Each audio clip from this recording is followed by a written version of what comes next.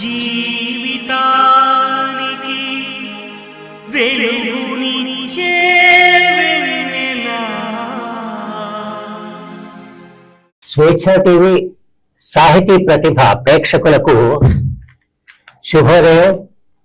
ప్రస్తుతం జీవనాడి ప్రత్యేక కార్యక్రమంలో మనతో పాల్గొనేందుకు ప్రముఖ కవి, కళాకారుడు, పరిచయం అక్కర్లేనటువంటి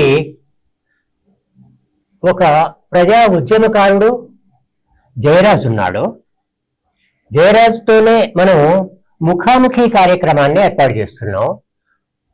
ప్రథమంగా మొట్టమొదటిసారిగా మనం ఈ ముఖాముఖి కార్యక్రమాన్ని ఏర్పాటు చేసుకున్నప్పుడు జీవనాడిలో ఎవరిని పిలుద్దాం ఎట్లా అనేటటువంటి ఆలోచన వచ్చింది. చాలా మందిని లిస్ట్ అవుట్ చేసుకున్నాం. ఎవరితో ప్రారంభించాలి అని అన్నప్పుడు జయరాజుతోనైతే బాగుంటుంది అనేటటువంటి ఒక ఆలోచన వచ్చింది. అప్పటికి రెండు మాకు ప్రాబ్లమ్స్ ఉన్నాయి. ఒకటి ఏమిటి అని అంటే, జయరాజ్ హైదరాబాద్ లో ఉంటాడు, స్టూడియో అనేది ఖమ్మంలో ఉంది. రెండోది ఏమిటి అని అంటే, జయరాజ్ ఆరోగ్యం ఈ మధ్య కాలంలో అందరికీ తెలిసింది, అనారోగ్య సమస్యలను ఎదుర్కొంటున్నాడు. ఈ రెండింటి మధ్యన జయరాజ్ ఎట్లా మనకు సాధ్యం అవుతాడు అనేది ఆలోచన కూడా వచ్చింది. కానీ జయరాజుని సంప్రదించినప్పుడు మన మీద ఉన్న అభిమానం కావచ్చు, ప్రేమ కావచ్చు, వీటితో అతను ఎన్ని కార్యక్రమాలు ఉన్నా ఆపుకొని మన దాకా వచ్చాడు, మన స్టూడియోకి వచ్చాడు. ఆయనకు శుభ ఆహ్వానం, శుభాశీస్సులు, శుభాకాంక్షలు. జయరాజ్, వ్యక్తిగతంగా నీతో కొన్ని దశాబ్దాల అనుబంధం ఉంది.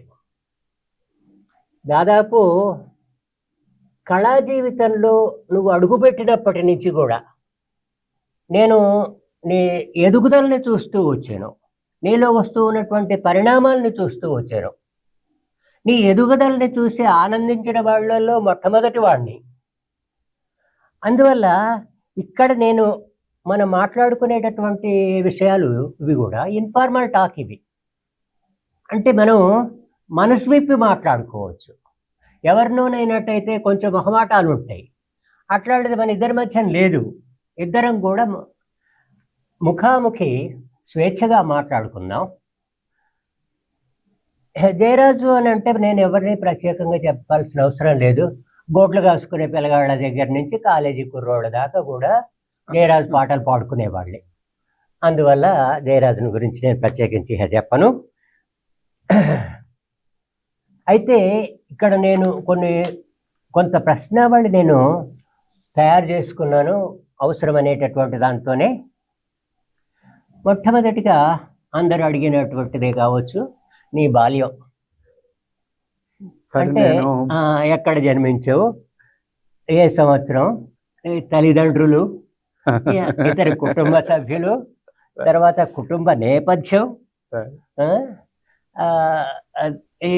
లేదా బాల్యంలో నీ మీద పడినటువంటి ముద్రలు, ఇట్లాంటివి కొంచెం. అన్నిటికంటే ఒక మామూలు పూరి గుడిసెలో పుట్టిన ఓ పిల్లవాడిని, నాలో ఉన్న కవిత్వం కానీ నాలో ఉన్న కళాకారుణ్ణి కానీ మొట్టమొదటిసారిగా గుర్తించి ఈ పిల్లగాడికి రేపు పొద్దున భవిష్యత్తు ఉంటుంది అని నన్ను చేరదీసి మీరు ఆశీర్వదించి నా మొదటి పుస్తకాన్ని ఆవిష్కరించి ఒక కవిగా ఈ ప్రపంచానికి పరిచయం చేసిన ఒక మహా కవి జీవన్ గారి ఓ తండ్రిలాగా భావిస్తాను, ఓ గురువులాగా భావిస్తాను, ఓ నాయకుడిగా భావిస్తాను, నాకు ఒక మార్గదర్శిగా భావిస్తా ఉన్నాను. అలాంటి తండ్రి కాడికి ఆయన నీడకు వచ్చి ఆయన అడిగే అమూల్యమైన ప్రశ్నలకు నా జీవితాన్ని సరిచేసుకునే అవకాశాన్ని వచ్చినందుకు నేను చాలా ఆనందపడుతున్నాను. మీకు ఎప్పుడు నేను మీకు పిల్లవాడినే, ఎప్పుడు మీకు శిష్యున్నే. కాబట్టి మీ దగ్గర నేను దాపరికం లేకుండా ఉంటాను. నా జీవితం మానుకోటలోని ఒక గుమ్మునూరు అనే ఒక గ్రామంలో చాలా పూరి గుడిసెలో పుట్టాను. భారతీయ సమాజంలో మీరు ఎక్కడైనా చూడండి, ఊరవతల అంటరాని వాడు ఉంటాడు. ఉన్నది ఊరి బయట దాని పేరే మాదిగపేట, దాని పేరే నామాలపేట. దాని కంటి నిండా దుఃఖమున్నది, దాని కడుపు నిండా సొద ఉన్నది, దాని ఒంటికి బట్టయాడున్నది, అది సిగ్గుతో ముడుచుకున్నది. ఉన్నది ఊరి బయట దాని పేరే మాలపేట. వీళ్ళు తీసేవి రతనాల పంటలు, వీళ్ళు పొందేవి కూలి గింజలు, వీళ్ళు కట్టేవి నింగిలో మేడలు, వీళ్ళు ఉండేవి పూరి గుడిసెలు. ఉన్నది ఊరి బయట దాని పేరే నా మాదిగపేట. ఆకలెందరికో ఉంటది, వీళ్ళ నవమానం కుంగదీస్తది, వీళ్ళ పేరన్న సక్కంగా పిలువరు, వీళ్ళు మనుషులన్నా సంగతిరుగరు. వీళ్ళు నమ్మితే ప్రాణాలు పెడతారు, వీళ్ళ బలమునంతా దారపోస్తారు, వీళ్ళు మంచితనానికి గురుతులు, ఏ పూజకు నోచని పువ్వులు. ఉన్నది ఊరి బయట దాని పేరే నా మాదిగపేట. అలాంటి వ్యవస్థలో నేను పుట్టాను మాస్టర్.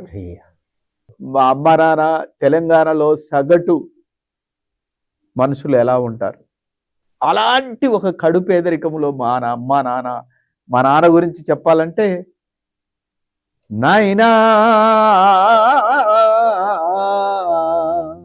నీ మట్టి కాళ్ళకు దండమే ఓ నాయనా, నాయనా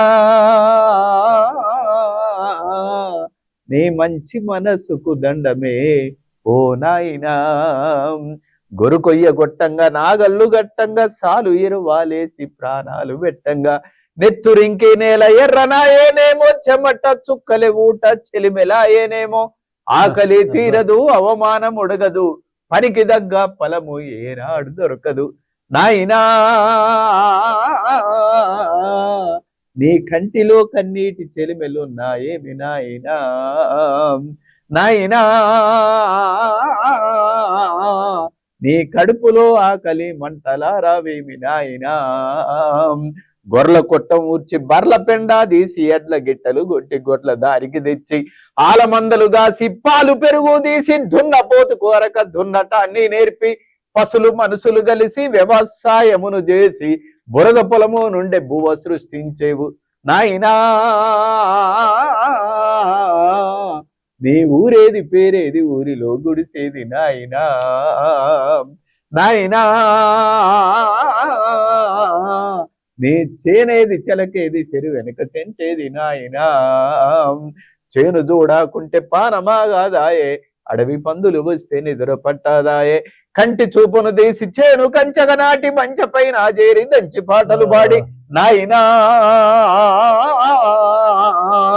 నువ్వు పాట పాడితే సేను పొట్టకొచ్చి నాది నాయనా, నాయనా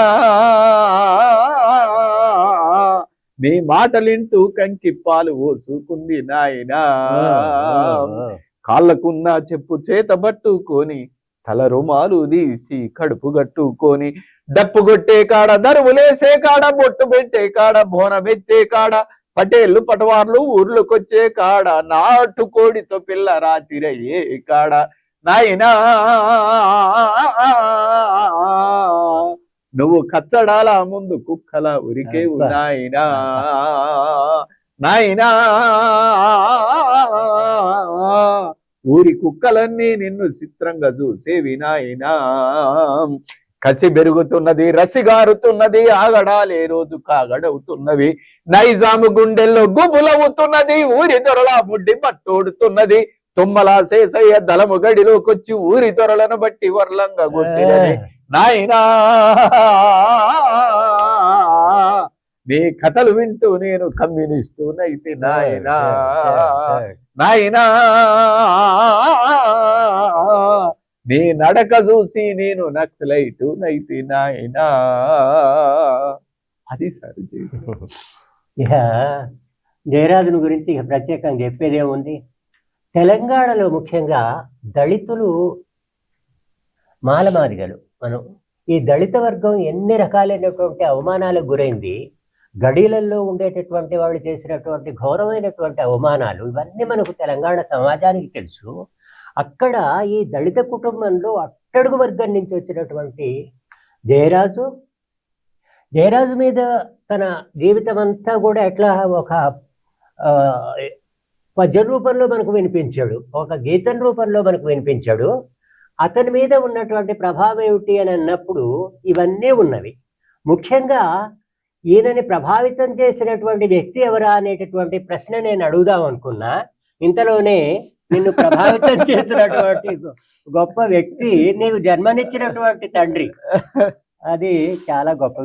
ఆ రోజుల్లో సార్ బయ్యారం ఆ ప్రాంతంలో, ఇల్లందు ఆ ప్రాంతంలో దొరల గడిలకు వ్యతిరేకంగా నిలబడ్డ గడ్డ వెంకటరామయ్య గారు. అవును, దొరన్న. ఆయన పర్టికులర్ గంధంపల్లిలో నేను చదువుకున్నాను. ఆ రోజు జీతగాన్లు జీతానికి రాకపోతే పొయ్యి మీద ఉన్న కుండల్ని పగలగొట్టి వాళ్ళని హింస పెట్టి అనేక చేసేవాళ్ళు. ఆ రోజుల్లోనే అలాంటి ఫ్యూడల్స్ కు వ్యతిరేకంగా గడ్డ వెంకటరామయ్య గారు వీళ్ళందరూ కొట్లాడారు. ఆ ప్రభావం నా మీద చాలా ప్రభావం. వాళ్ళు నన్ను ఒక రకంగా చెప్పాలంటే ఆ వెలివాడల నుండి విముక్తిని చేశారు. ఆ విముక్తి చేయటం ద్వారానే విముక్తి పాటలు అనేది నేను వేసుకున్నాను. ఆ విముక్తి పాటల్ని మీరు ఆవిష్కరించారు. చాలా సంతోషం. చాలా. అయితే మనం ఏంటి అని అంటే, ఈయన ఎవరి ప్రభావం మన ఉద్యమాల్లోకి రావటానికి ప్రధానమైనటువంటి కారణం ఒక వ్యక్తిని గురించి చెప్తున్నాడు. ఆయన వ్యక్తి కాదు, శక్తి. దొరన్న, గడ్డ వెంకటరామయ్య.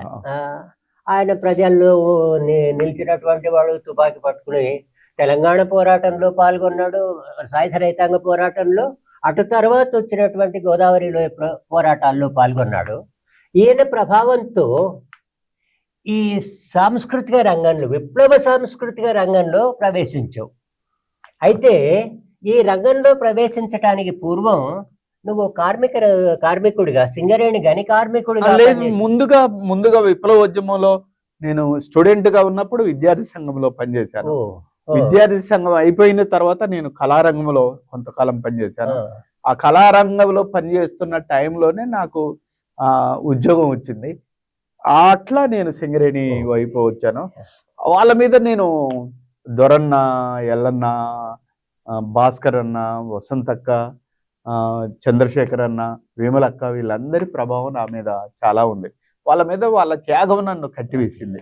ఎవరో ఈ బిడ్డలు నింగిలో నెల వంకలు, ఎవరో ఈ పిల్లలు అడవి బల్లె పువ్వులు, వాళ్ళ నడుముల్లో తూటాల దండలు, వాళ్ళ నడకల్లో ఎర్రాని జెండలు, దొరల భూములెన్ని పంచిన ఒక్క సెంటు భూమి వీళ్ళు అడగలే, చెరువు కట్టాలెన్ని పోసిన ఒక్క చేను కంకి వీళ్ళు ముట్టలే, ఆకలి దప్పులు మరిసిరి అడవిలో అన్నలయి తిరుగుతుండిరి, ఎవరో ఈ బిడ్డలు పేరు కొరకు వచ్చిరందున అమ్మ నాన్న పెట్టిన పేరు చెప్పరు, ఆస్తి కొరకు వచ్చిరందున వీపున సద్ది మూట కూడా ఉండదు, రాయన్న రప్పన్న సెట్టన్న పుట్టన్న చీకట్లో వెన్నెలై కాసిన చంద్రన్న, ఎవరో ఈ బిడ్డలు నింగిలో నెల వంకలు, ఎవరో ఈ పిల్లలు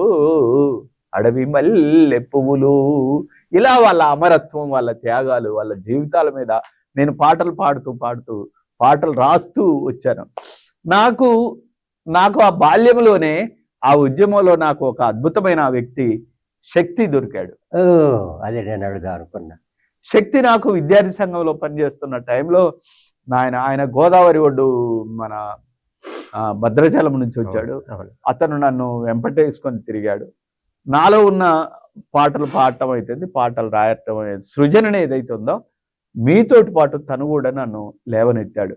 ఒక మాటలో చెప్పాలంటే నన్ను ఆ ఉద్యమాలలో సంకలో బిడ్డనెత్తుకొని తిరిగినట్టుగా నన్ను తిరిగి అనేక వేదికల మీద నాతోటి ప్రదర్శనలు ఇచ్చిన మహానుభావుడు శక్తి అన్న.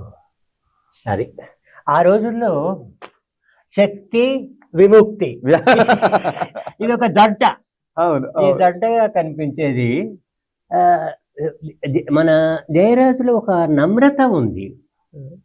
గతాన్ని మర్చిపోవట్లేదు ఆయన. తాను పుట్టినటువంటి వెలివాడని గురించి కానీ, తను ఏ ప్రాంతంలో ఉన్నాడో అక్కడ భూస్వామ్యానికి వ్యతిరేకంగా జరిగినటువంటి ఉద్యమ నాయకుల్ని కానీ, తర్వాత విప్లవోద్యమం కానీ, విప్లవ సాంస్కృతికోద్యమంలో కానీ, లేకపోయినట్టయితే తాను ప్రారంభమైనటువంటి విద్యార్థి దశలో కానీ వీటన్నిటిలో తన పరిచయాలు చెప్తూ వచ్చాడు.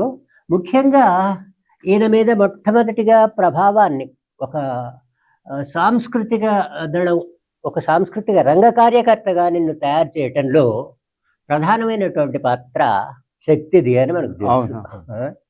ఆ శక్తిని గుర్తుంచుకున్నందుకు ఎంతో. ఇవన్నీ అద్భుతమైనటువంటి పాటలు.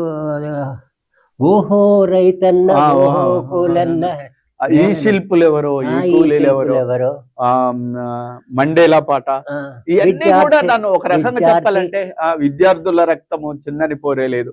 ఇలాంటి పాటలన్నీ ఏంటంటే నాకు ముందు ఆయన వెళ్ళటం, ముందు అరక వెళ్తున్నప్పుడు వెనక అరక ఎంత సులువు అవుతుందో, నాకు ముందు ఆ కవి వెళ్ళటం వల్ల నేను అతన్ని వెంట నేను వెళ్ళాను. ఒక మాటలో చెప్పాలంటే నేను చెప్పాను కదా, నన్ను సంకనెత్తుకొని తిరిగి ఈ ప్రపంచానికి పరిచయం చేసిన మహానుభావుడు ఆ రోజు శక్తి, అరుణోదయ సంస్థ.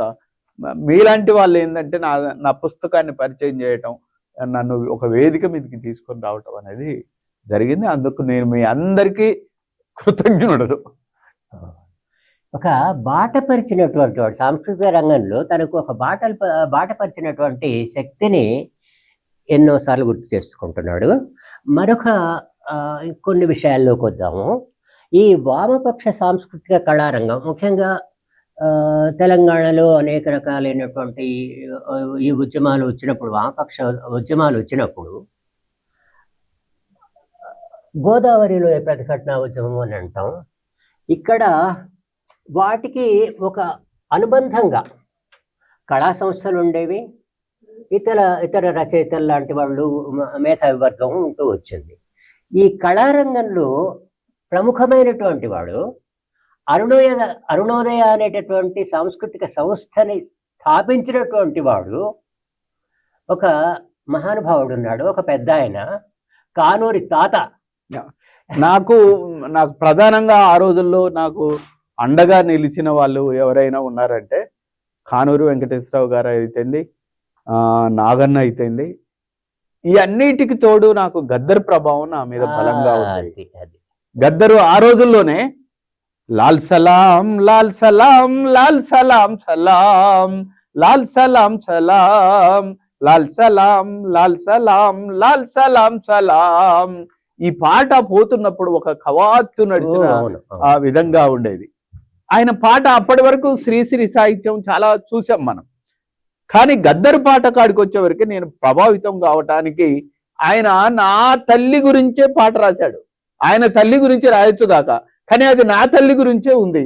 సిరిమల్లె చెట్టు కింద లచ్చువమ్మో లచ్చువమ్మ, నువ్వు చినబోయి కూర్చున్నావు ఎందుకమ్మో ఎందుకమ్మా, నెత్తెంత మాసింది రెవికంతా చినిగింది, కొత్తది కొన నీకు పైసాలు లేవాయే, కుంచి పెలుకలు గట్టి లచ్చువమ్మో లచ్చువమ్మ, నువ్వు కూలికి పోయినావా లచ్చువమ్మో లచ్చువమ్మ, దసరా పండుగ వచ్చే దమ్మిడి లేదాయే, దీపావళి వచ్చే దీపాంత లేవదాయే, నీ బతుకంతా శివరాత్రి లచ్చువమ్మో లచ్చువమ్మ, నీ బతుకంతా అమావాస్య లచ్చువమ్మో లచ్చువమ్మ.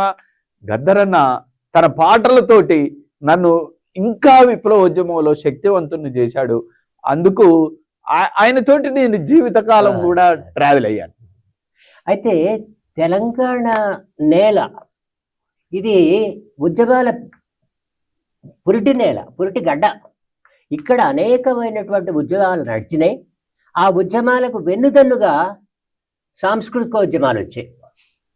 అంటే తెలంగాణ మీరు నైజాంకి వ్యతిరేకంగా పోరాటం ఉంది కాబట్టి ఈ పోరాటాన్ని ఉరుచుకుంటూ సాంస్కృతిక రంగం వచ్చింది. అంటే నైజాంకి వ్యతిరేకంగా పోరాటం కూడా అక్షరాల కోసం అతను ఉర్దూ నేర్చుకోవాలని బలవంత పెట్టినప్పుడు, లేదు మేము తెలుగు నేర్చుకుంటామని సాగిన ఉద్యమమే నైజాంకి వ్యతిరేకంగా ఉద్యమం. కాబట్టి ఆ తెలుగు ఇక్కడ ప్రధానంగా తెలుగును అణిచివేయటం.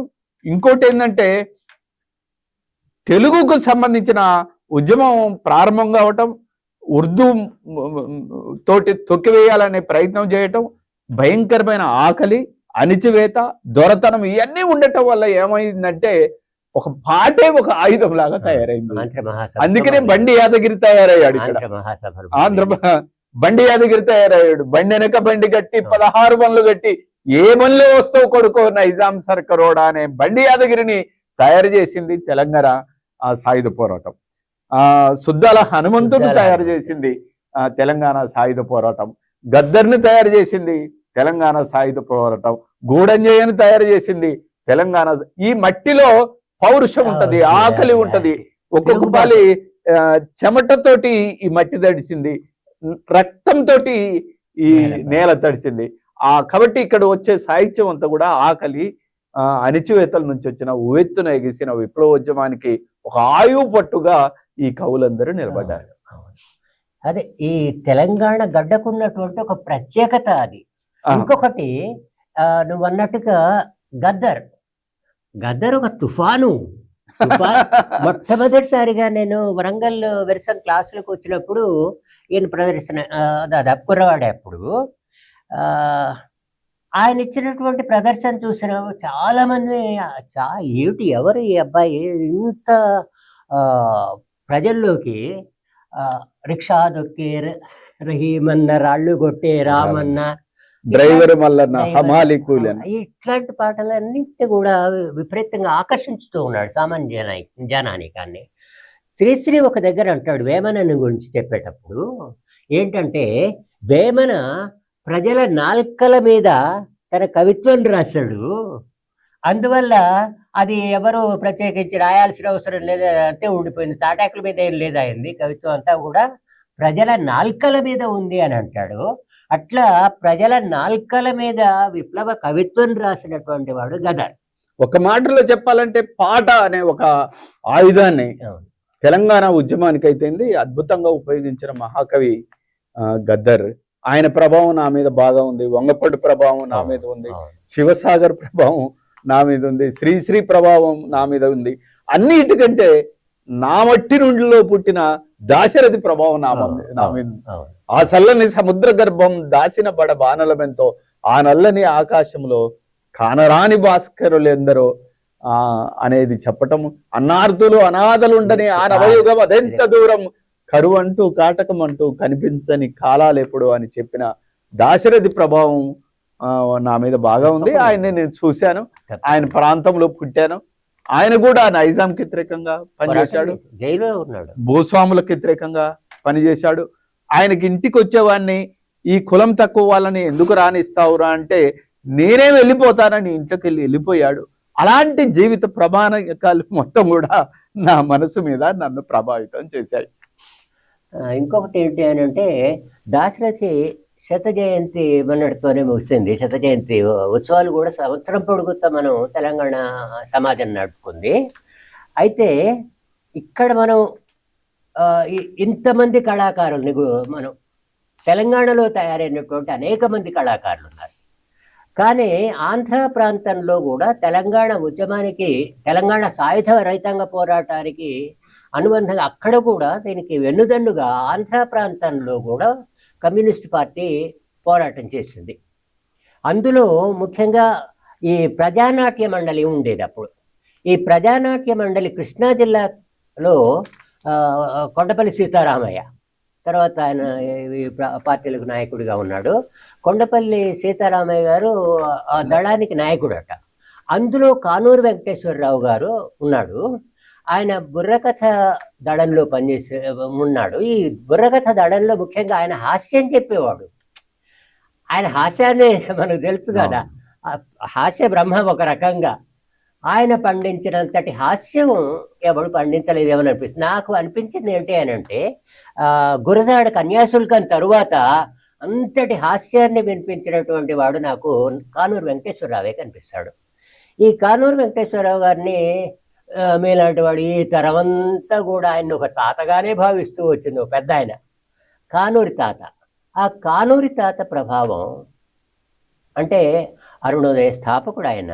ఆ అరుణోదయ ప్రభావం ఒక సంస్థ రాష్ట్ర ఇప్పుడంటే అరుణోదయాలు అరడజను ఉన్నాయి, వాటి జోలికి నేను పోను. ఆ అరుణోదయ అనేటటువంటి ఒక వ్యవస్థని, ఒక సంస్థని స్థాపించినటువంటి వాడు కానూరు వెంకటేశ్వరరావు గారు. కానూరు తాత అంటారు దాదాపు మీరందరూ. నేను కూడా తాత అని లేకపోయేవాడిని, కానీ కానూరు గారు అనేవాడిని. సరే, ఆయన కూడా అందరిని చూసినట్టుగా నా మీద కూడా ఎంతో ఆప్యాయత చూపించేవాడు. అది 100 సంవత్సరాలు ఆయన జీవించింది. శతమానం భవతి అన్నట్టు 100 సంవత్సరాలు పూర్తి చేసుకున్నటువంటి వాడు కానూరు వెంకటేశ్వరరావు గారు. ఆయన ప్రభావం ఏ మేరకు నీ మీద ఉంది? ఆయన అరుణోదయలో కొన్ని విషయాలు, అంత స్వేచ్ఛ, రాయటానికి స్వేచ్ఛ లేని రోజుల్లో, కొన్ని ఇబ్బందులు పడుతున్న రోజుల్లో కానూరు చాలా విస్తృతంగా నువ్వు ఏదైనా నీ మనసుకు నచ్చింది రాయండి అని కళాకారుడిగా బాగా ప్రోత్సహించాడు. నేను చెలిని కన్నులలో వెన్నెల కురియాలి, చెలిని నవ్వులలో పున్నమి విరియాలి, చెలిని హృదయములో ఊయలలు గాలి, గువ్వల వలె మనమొకటై రివ్వున ఎగరాలి, చెలిని కన్నులలో వెన్నెల కురియాలి. ఇలాంటి పాటలు నేను రాసినప్పుడు విప్లవోద్యమంలో అరే జయరాజు అయిపోయిండు, ప్రేమ పాటలు రాసుకుంటున్నాడు అనే స్థితిలో కానూరు వెంకటేశ్వరరావు లాంటి వాళ్ళు లేదు, తన ప్రేమలో కూడా అభ్యుదయాన్ని చెప్పిండు. రాముడనై నిన్ను అడవికి పంపను, కృష్ణుడనై నిన్ను సవతుల తేలు అనే మాటలు ఏతున్నాయో, నాకు కానూరి ఇన్స్పిరేషన్, ఆ స్వేచ్ఛ నాకు ఆ మహానుభావుడు ఇచ్చాడు. అదే నువ్వు ఆ పాటని పోయినప్పుడు ఏ చెలిని కర్నూలలో అందరు అన్నప్పుడు నేను కూడా చెలి భలే రాసావు జయరాజు, భావకవిత్వం రాసినట్టుగా అనేవాడిని. అయితే ఇంకొకటి ఏమిటి అని అంటే, మార్క్స్ కూడా ప్రేమ కవిత్వం రాశాడు. ఆయన మార్క్స్ ఎందుకు ఇది ప్రేమ అనేటటువంటిది అని అంటే, మనం మానవ సమాజాన్ని ఎంతగానో ప్రేమిస్తాం. ఒక సమాజాన్ని మారాలి, ఇంతకంటే ఒక ఉన్నతమైనటువంటి మానవీయ సంబంధాలు కలిగిన సమాజం కావాలి అని అనుకునేవాళ్ళం. కాబట్టి ప్రేమ ఉంటుంది, తడి ఉంటుంది, ఆ చెమ్మ ఉంటుంది మనకు. ఆ హృదయంలో ఉండేటటువంటి ప్రేమని, అది శ్రీశ్రేణి నా హృదయంలో నిదురించే చెలి అని అన్నప్పుడు, నీ హృదయంలో నివసించే తెలియవరా అని అంటే కమ్యూనిజం పోమన్నాడు ఆయన. నేను అట్లా మరుగున పెట్టి ఉంచాల్సిన అవసరం నాకు లేదు. ప్రేమ అత్యున్నతమైంది సార్. ఇప్పుడు హీట్ కు కరగని లోహం ఉంటుంది కానీ ప్రేమకు కరగని హృదయం ఉండదు. అది బుద్ధుడి మీద రాసిన దాంట్లో కూడా నువ్వు పదే కదా. కాబట్టి ప్రేమకు హృదయం కరగకుంటే ఎలా చెప్పండి. కాబట్టి నేను అలా ప్రేమ పాటలు కూడా చాలా అద్భుతమైన పాటలు, నేను ప్రేమ నువ్వు నేను అల్లుకున్న బంధం, ప్రేమ నీకై నాకై కట్టుకున్న భవనం, ప్రేమ ఇద్దరం ఒకటై ఎంచుకున్న మార్గం, ప్రేమ హద్దులు దాటక అందుకున్న స్వర్గం, ప్రేమ ఎదురు చూపులు, ప్రేమ కలవరింతలు, ప్రేమ నిండు గుండెలు, ప్రేమ పండు వెన్నెలలు, ప్రేమ సమస్త జీవన సౌందర్యాలు. అలా ప్రేమను కూడా నేను వదిలిపెట్టలేదు. విప్లవకారులకు కూడా ప్రేమ ఉండాలనుకున్నాను. విప్లవకారులు కూడా ప్రేమించి వచ్చినప్పుడు నేను వాళ్ళ పెళ్లిళ్ళు చేశాను. అవి చాలా జరిగినాయి, చాలా చాలా. బహుశా నీకు తెలుసు అనుకుంటా, నేను ఆ రోజుల్లో పెళ్లిళ్లలో నాది పౌరోహిత్యం ఉండేది. వందల పెళ్లిళ్ళు చేశాము, కులాంతర వివాహాలు, మతాంతర వివాహాలు, వాళ్ళందరూ పిల్లల్ని తీసుకుని నా కాడికి రావటం చాలా ఆనందమయ జీవితం. అదే ఆ రోజుల్లో ఈ కొంతమంది విమర్శించినప్పటికి కూడా కానూరు లాగా సమర్థించిన వాళ్ళలో నేను ఒక్కడిని అనుకుంటా, గుర్తే ఉంది. సరే, నువ్వు ఉద్యమాల నుంచి వచ్చినటువంటి వాడివి, ఉద్యమాలకు మళ్ళీ నువ్వు దోహదం చేసినటువంటి వాడివి, ఊపిరిలూదినటువంటి వాడు. సరే, విద్యార్థిగాను ఆ విద్యార్థి దశ నుంచే నువ్వు ఒక క్రమంగా ఒక కళాకారుడిగా రూపొందుతూ వచ్చాను. అదే దశలో నాకు సింగరేణిలో అది నేను సింగరేణిలో నువ్వు కార్మికుడిగా చేరావు. మామూలు కార్మికుడిగా జాయిన్ అయ్యాను.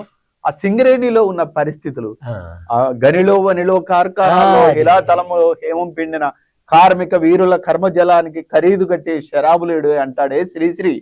అక్కడికి పోయే వరకు బొగ్గు గనులలో కింది నుంచి మంటలు వచ్చి కార్మికులు చాలా మంది చచ్చిపోవటం, అవును. సేఫ్టీ లేకపోవటం, ఆ, వాళ్ళ ఆ పెళ్ళలు. జీతాలు లేకపోవటం, ఉమ్. ఇవన్నీ నన్ను కలిచివేశాయి.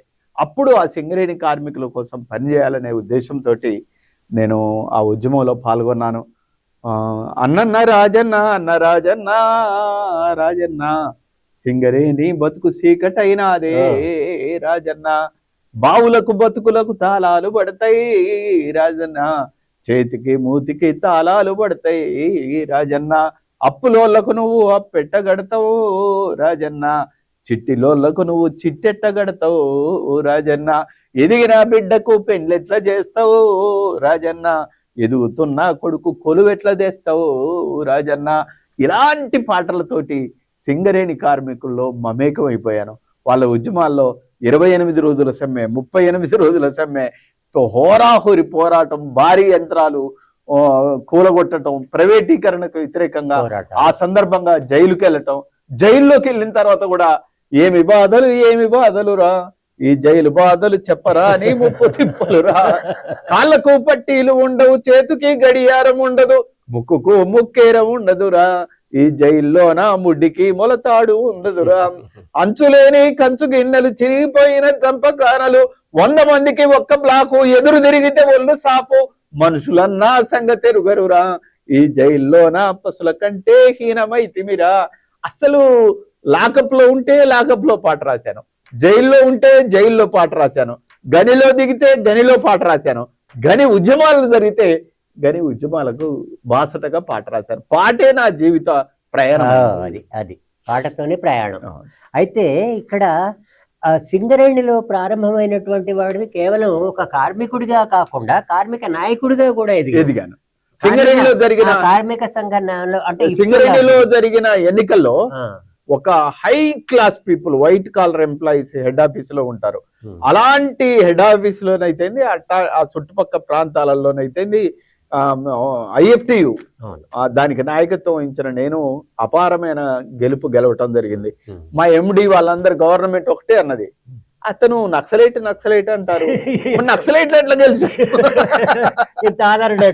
ఆదరణ ఎట్లుంది అంటే, ఆ పిల్లవాడు చాలా మంచోడు సార్, మంచి కార్మికుడు, స్వచ్ఛమైన వాడు, అందుకనే ఈ ప్రజలందరూ గెలిపించారు అని చెప్పారు. ఆ విధంగా ఒక చెప్పాలంటే శంకర్ గుహ నియోగి నడిపిన ఒక మంచి ఉద్యమం అంటే కార్మికులు చాలా సంస్కరించబడ్డారు.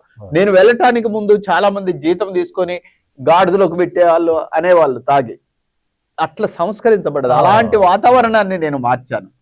కార్మికులకు వచ్చే డబ్బుల్ని మొత్తం ఆగం చేస్తారని అనేవాళ్ళు, కానీ నేను ఉద్యమాలలో సాధించిన విజయాలు, వచ్చిన డబ్బుతోటి పిల్లల్ని బాగా చదివించుకున్నారు, పెళ్లిళ్ళు చేసుకున్నారు, చక్కని ఇల్లు కట్టుకున్నారు, వాళ్ళ ఇళ్లలో నా ఫోటో పెట్టుకున్నారు. ఇంతకంటే కార్మికులలో కావాల్సిందే ఒక మంచి సంస్కరణ ఉద్యమం ఆ సింగరేణిలో జరిగింది. తర్వాత దాంతో పాటు ఈ కళారూపాలు కూడా వాటికి ఉపయోగపడ్డాయి. అదే టైంలో నేను అక్షరోద్యమంలో ఒక 2 సంవత్సరాలు 3 సంవత్సరాలు అడవులు, కొండలు, జలపాతాలు ఇవన్నీ కూడా నేను ప్రాంతాల్లో తిరిగాను, కళా బృందాన్ని వెంట చేసుకొని. ఆ టైంలో రాసిన పాటే ఓ కొండల్లో కోయిల పాటలు పాడాలి, పల్లెల్లో అక్షర దీపం వెలగాలి. అలాంటి పాట రాసినప్పుడు ఎక్కడో ఉన్న నారాయణమూర్తి నా పాటను తీసుకొని ఆయన నాగన్న ద్వారా విని ఆ పాటను తీసుకొని దండోర సినిమాను పెట్టాడు. ఆ దండోర సినిమాలో పెద్ద తెలుగు ప్రజలకు పెద్ద హిట్ అయింది. దానితోటి ఒక సినిమా కవిగా కూడా నేను ఈ గనిలో నుంచి ఎండితెరకు పరిచయం చేయటం అనేది జరిగింది. ఈ సందర్భంగా నారాయణమూర్తి గారు నాకు మొట్టమొదటిసారిగా అవకాశం ఇచ్చినందుకు నేను ఆయనకు కృతజ్ఞత కలిగి ఉన్నాను. మరొకటి, జనరల్ గా ఒక అవకాశం వచ్చిందనుకో జారవేడు ఎవడు కూడా దానికేస్తాడు, మామూలు హిట్స్ గా ఓ పెద్ద బ్యానర్ మీద మోహన్ బాబు సినిమాలో వందనాలమ్మా అమ్మా వందనాలమ్మా వందనాలమ్మా నీకు వందనాలమ్మా, అడవిలో అన్నలో జేసుదాస్ పాడాడు. అది తెలుగు ప్రజల్ని ఉర్రూతలుగించిన పాట. అవును. అంత మంచి అవకాశాలు వచ్చినా గానీ నేను సినిమా రంగంలో స్థిరపడలేదు, ఉండలేకపోయాను. అది నేను ఎప్పుడు ప్రజల మధ్యనే ఉంటూ వచ్చాను. అవును, అదే నేను అడగబోయింది. ఏమిటి అని అంటే, అదే ఆ రంగంలోకి నువ్వు పోయినట్టయితే జయరాజుని ఇప్పుడు మేము డబ్బులు వచ్చాయేమో జయరాజు వదిలేదు కదా. ఒక్క శ్రీశ్రీ లాంటి వాడికి అది సాధ్యమైందేమో. ఆయన అప్పటికి చాలా సార్లు అన్నాడు, నాకు ఏ డైరెక్టర్ చెప్పినట్టుగానో లేకపోతే నిర్మాత చెప్పినట్టుగానో లేదా హీరోయిన్స్ చెప్పినట్టుగానో రాయాల్సి వస్తుందా, ఏం చేయమంటావా అని ఆయన కూడా అన్నాడు చాలా సార్లు. సినిమాల్లో పాటలు రాసినటువంటి వాడు. అయితే నువ్వు ఆ సినిమా రంగంలో అవకాశాలు వచ్చినప్పటికి కూడా నువ్వు ప్రజా కళాక్షేత్రాన్ని ఎంచుకుని ఇటే వచ్చావు గానీ వాళ్ళు ఉపయోగించుకున్నారే. నేను ప్రజారంగంలో రాసిన పాటల్ని వాళ్ళు తీసుకున్నారు గానీ నేను దానికోసం రాయలేదు, వాళ్ళ కోసం ఎప్పుడు రాయలేదు, అలా పని చేయలేదు. అది నేను ఇమ్మలేకపోయాను. ఏసీ రూమ్ లో క్రోటాన్ మొక్కలాగా నేను పెరగలేకపోయాను. రాదు కదా, రాదు. రాస్తారు కొంతమంది, అలా రాసే వాళ్ళందరూ చెడ్డ వాళ్ళేం కాదు, కానీ నేను ఇమ్మలేకపోయాను. ఇదే టైంలో మరొక ఉద్యమం కొంచెం అటు ఇటుగా వచ్చినటువంటి 90లలో 2000 సంవత్సరం మొదట్లలో ఆ రోజులో మన ఉభయ రాష్ట్రాలు ఉన్నటువంటి సంయుక్త రాష్ట్రంగా ఉండేది ఏపీ. అక్కడ సారా వ్యతిరేక ఉద్యమం నడిచింది. సారా వ్యతిరేక ఉద్యమంలో కూడా నేను వాయిలాల గోపాలకృష్ణయ్య గారితో కలిసి తిరిగాను. అప్పుడు అదే కదా సినిమాలో, ఆలు మొగలు రోజు కూలికి పోతే వచ్చేది 50 రూపాయలమ్మ, అందులో సగము సారాకే పోతే ఎట్లా బతుకుతామని ఆ సీతమ్మ కథతోటి నేను అద్భుతంగా ఆ పాట కూడా రాశాను. సారా ఉద్యమంలో కూడా వాయిలాల గోపాలకృష్ణయ్య తోటి పాల్గొనే అవకాశం నాకు దొరకటం నేను ఇంకోటి ఏంటి అని అంటే, ఇక్కడ జరిగినటువంటి ఉద్యమంలో నువ్వు చాలా క్రియాశీలిగా, నేను పాల్గొన్నవాడిని కాబట్టి జిల్లా సెక్రటరీగా కూడా ఉన్నాను తెలుసు. దాని మీద కూడా అంటే ఇది ఒక సామాజిక దురాగతం, ఒక రకంగా సమాజాన్ని ధ్వంసం చేసేటటువంటి, కుటుంబాన్ని ఒకటి అని అంటే సమాజాన్ని కూడా అంతే. దానికి వ్యతిరేకంగా పెద్ద ఎత్తున తిరుగుబాటు వచ్చింది. మళ్ళీ దాన్ని ఇప్పుడు ఏమైంది బాగా ఆ రోజుల్లో ఆ ఉద్యమానికి కూడా ఆజ్యం పోసినటువంటి వాడి. ప్రజాకవి జయరాజుతో జరిపిన ముఖాముఖి కార్యక్రమం సుదీర్ఘంగా సాగింది కనుక ఈ కార్యక్రమాన్ని 2 భాగాలుగా విభజించాం. ఇంతవరకు ప్రసారమైంది మొదటి భాగంగా తీసుకుందాం. జయరాజుతో జరిపిన ముఖాముఖి తరువాతి భాగం వచ్చే వారం, అంటే జీవనాడి 67లో ప్రసారం అవుతుంది. అంతవరకు సెలవు, మీ జీవన్.